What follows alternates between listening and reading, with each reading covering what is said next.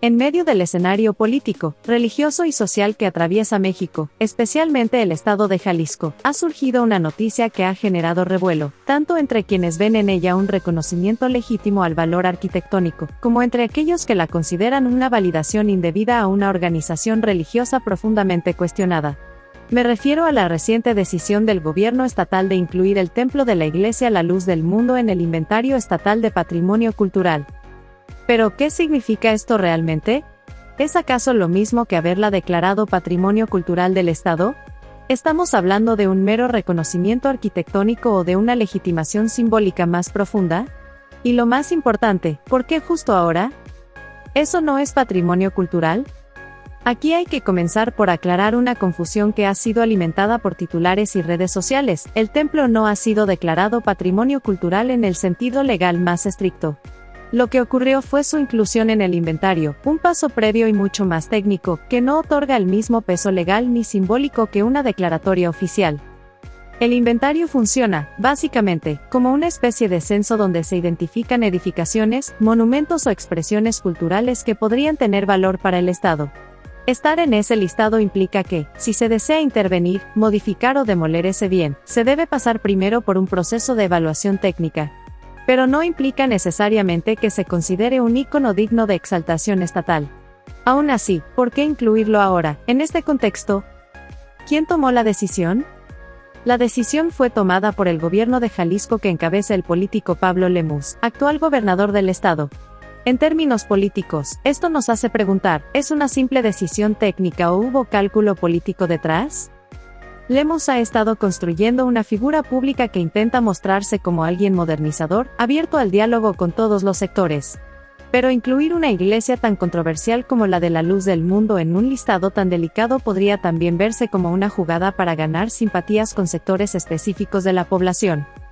Porque no podemos obviar que la Luz del Mundo tiene un gran poder político y social en Jalisco, especialmente en la zona metropolitana de Guadalajara. La colonia Hermosa Provincia no es solo un barrio, es un símbolo de esta iglesia, y su templo central no solo es un recinto religioso, es un emblema visible desde varios kilómetros a la redonda. Ahí está el detalle. ¿Qué valor tiene el templo? Desde el punto de vista arquitectónico, el templo es sin duda un ícono del paisaje urbano tapatío. Diseñado en los años 80 por el arquitecto Leopoldo Fernández Font, la construcción rompe con la tradición arquitectónica religiosa. No hay torres de estilo gótico, ni vitrales medievales, ni cúpulas barrocas. En cambio, hay una estructura moderna, casi futurista, con un cuerpo elíptico que puede albergar a más de 10.000 personas. Para los estándares religiosos en México, eso es colosal. Ahora bien, que una obra arquitectónica tenga valor, ¿justifica su inclusión como bien a proteger por el Estado? ¿Dónde está la línea entre lo técnico y lo simbólico? El problema del contexto, una decisión que no vive en el vacío. La inclusión del templo de la Iglesia La Luz del Mundo en el Inventario Estatal de Patrimonio Cultural no puede, bajo ninguna circunstancia, analizarse como un acto aislado o puramente técnico. Sería ingenuo, o cínico, pensar que el contexto en el que se da esta decisión es irrelevante. Y es aquí donde radica uno de los puntos más sensibles y peligrosos del asunto. Naasón Joaquín García, condenado, no sospechoso. Para empezar, no estamos hablando de una figura bajo sospecha ni de un líder religioso enfrentando una campaña mediática de desprestigio. No. Naasón Joaquín García fue condenado penalmente en Estados Unidos por abusos sexuales sistemáticos contra menores de edad. Las evidencias eran contundentes. Los testimonios, demoledores. El proceso judicial, aunque fue abreviado mediante una negociación, terminó con una sentencia que lo tiene tras las rejas por más de 16 años. Entonces, cuando hablamos de la Luz del Mundo, no estamos hablando solo de una iglesia, sino de una estructura de poder que ha sido señalada por sostener, encubrir y permitir una red de explotación con fines sexuales durante años.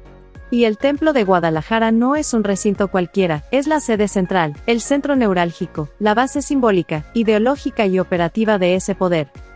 ¿Podemos, entonces, separar la valoración arquitectónica del contexto ético y judicial? ¿Es posible aislar el edificio del símbolo? La Secretaría de Cultura de Jalisco ha intentado deslindarse, argumentando que la inclusión en el inventario no es un aval moral ni una exaltación de la organización religiosa, sino un reconocimiento al valor arquitectónico del inmueble. Pero esta explicación técnica tropieza con una realidad ineludible. Los edificios no son solo ladrillos, son símbolos. Cada edificio, y más aún los religiosos, transmite mensajes. El Vaticano no es solo arquitectura. La mezquita de la Meca no es solo diseño islámico. Y el templo de Hermosa Provincia no es solo concreto, vidrio y acero, sino un monumento visible a kilómetros de distancia que representa la cúspide del poder doctrinal, organizativo y simbólico de Naasón Joaquín. Entonces, aunque se diga que se valora el diseño arquitectónico, lo cierto es que esta decisión tiene efectos colaterales inevitables. Refuerza el prestigio de la institución religiosa ante sus seguidores. Le otorga narrativa de legitimidad, útil para contrarrestar la condena de su líder. Genera una disonancia cognitiva y moral en una sociedad que exige congruencia y justicia. El precedente peligroso. Imaginemos por un momento otro escenario, que el gobierno estatal decidiera incluir en su inventario un edificio que fue usado como centro de operaciones de una red criminal. Aunque el diseño fuera espectacular y su arquitectura vanguardista, ¿cuál sería el mensaje que se estaría mandando? Esto no es una exageración ni una analogía alarmista. La sede de la luz del mundo no fue solo el lugar donde se predicaban sermones. Fue también el espacio donde se organizaban peregrinaciones multitudinarias que tenían como figura central a un hombre que ya ha sido condenado por delitos sexuales. Un hombre que, incluso tras su encarcelamiento, sigue siendo venerado como el apóstol de Jesucristo por miles de seguidores. ¿Qué pasa con una institución pública cuando parece respaldar, aunque sea de forma indirecta, esa simbología? Aquí entra el concepto de legitimación institucional por asociación simbólica, cuando una entidad del Estado actúa sobre un símbolo poderoso, aunque sea con una intención técnica o neutral, inevitablemente le transfiere parte de su legitimidad y autoridad. ¿Podemos permitir que eso suceda en un país donde la justicia aún lucha por abrirse paso entre el poder político, económico y religioso?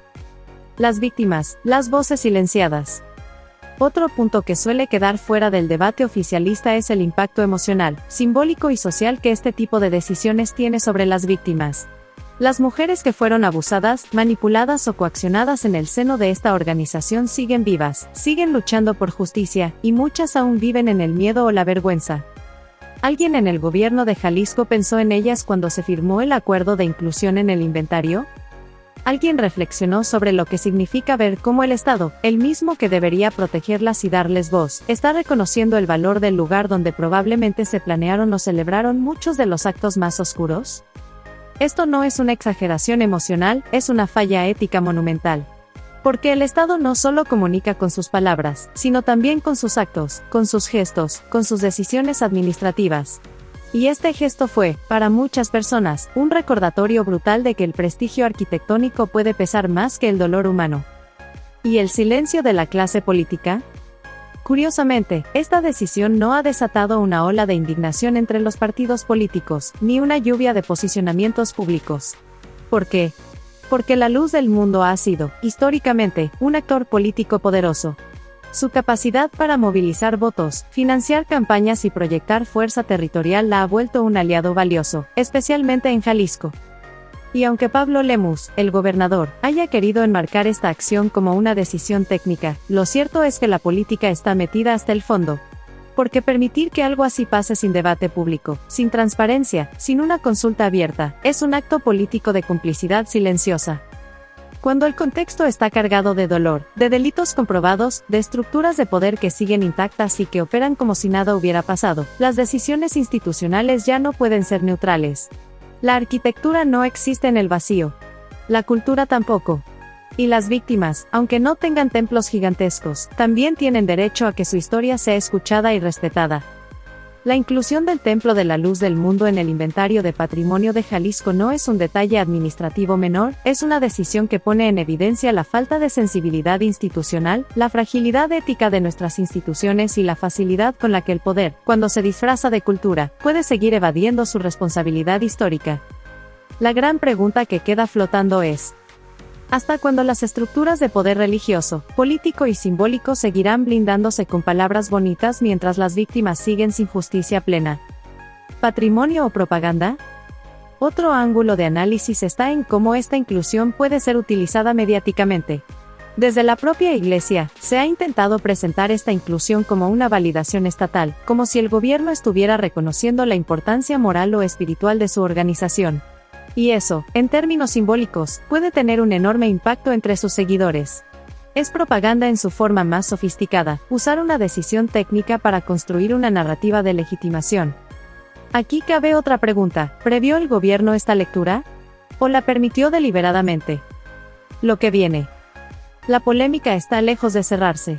La Secretaría de Cultura de Jalisco ha sido clara en decir que esto no implica una declaratoria oficial y que, hasta ahora, el único bien con ese estatus en todo el estado es el Hospital Civil de Guadalajara. Pero al haber incluido este templo en el inventario, se abrió la puerta para que, eventualmente, pudiera haber una solicitud formal para declararlo patrimonio cultural.